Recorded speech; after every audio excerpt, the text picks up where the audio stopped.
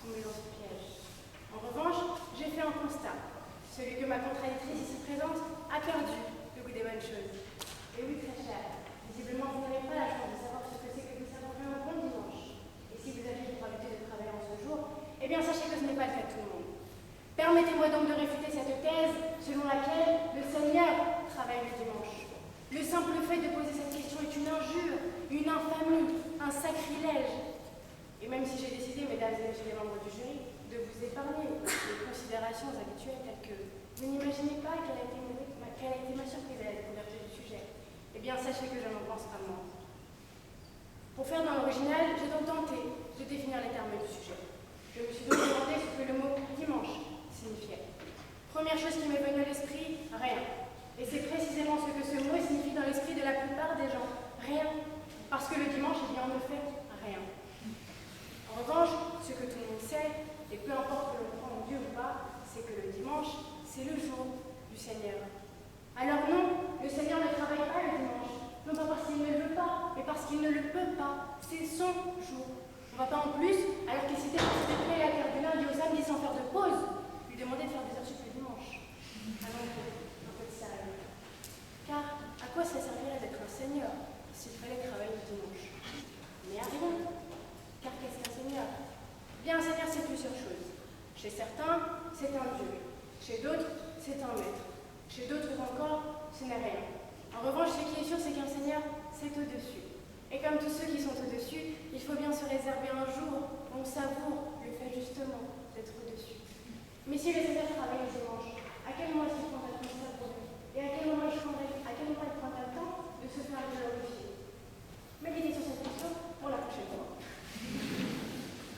Vous aurez fait le constat que j'ai volontairement utilisé le pronom personnel.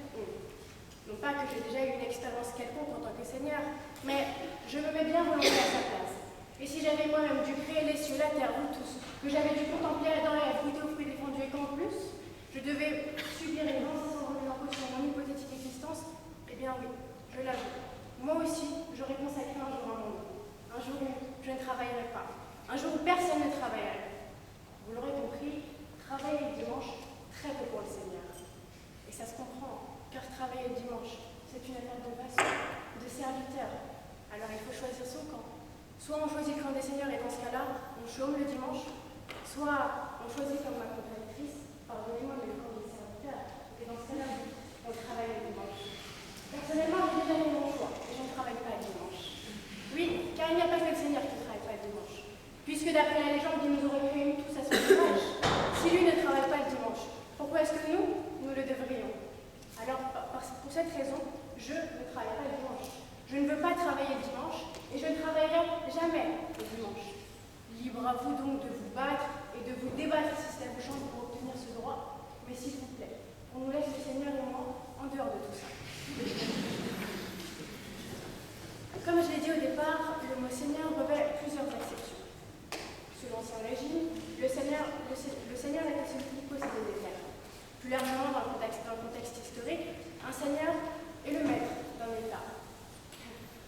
Aujourd'hui, bien sûr, il n'y a plus de Seigneur, mais celui qui est maître de l'État, c'est le chef de l'État. Et si vous pensez encore que le chef de l'État travaille le dimanche, eh bien, il va falloir que vous ôtiez cette idée de la tête. Vite, très vite même. Car si le chef de l'État travaille le dimanche, cela fait bien longtemps que les chiffres du chômage auraient baissé.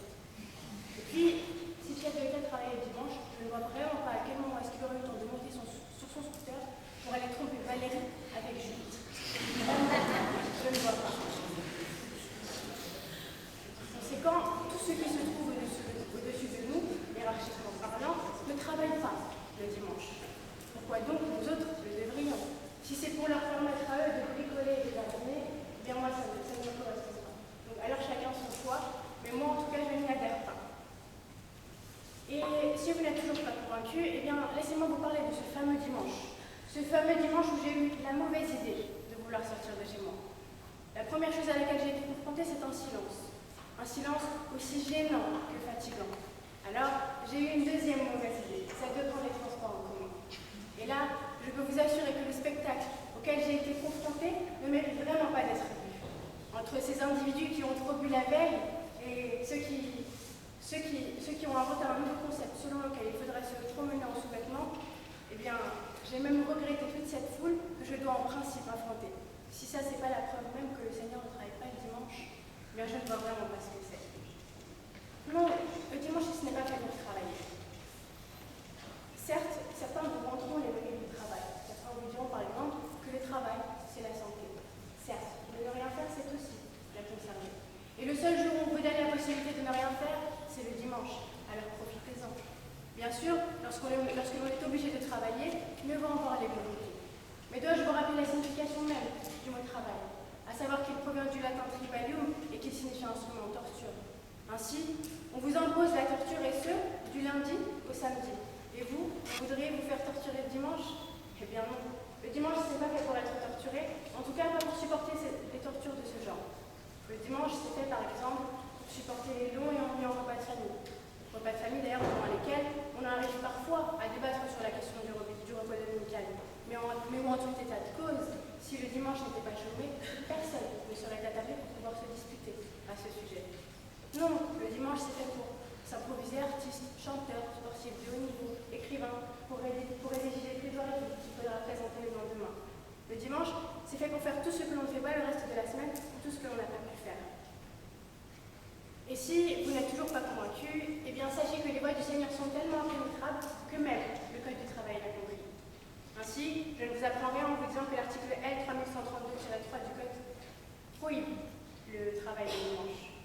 Le droit n'est pas au point de la religion, cela est tout simplement une question de coutume, d'usage, de tradition. Alors, chers contradictrices, oserez-vous aller à la rencontre de ceux qui représentent l'une de nos luttes à nous tous? Eh bien moi je me refuse. Et chacun de nous devrait s'y refuser. Car lorsque toutes les considérations n'arrivent pas à prévaloir, c'est le droit qui doit prévaloir sur toutes ces considérations. Pour finir, je ne vous dirai qu'une chose. À tout Seigneur, tout honneur. Il faut donc rendre à chacun ce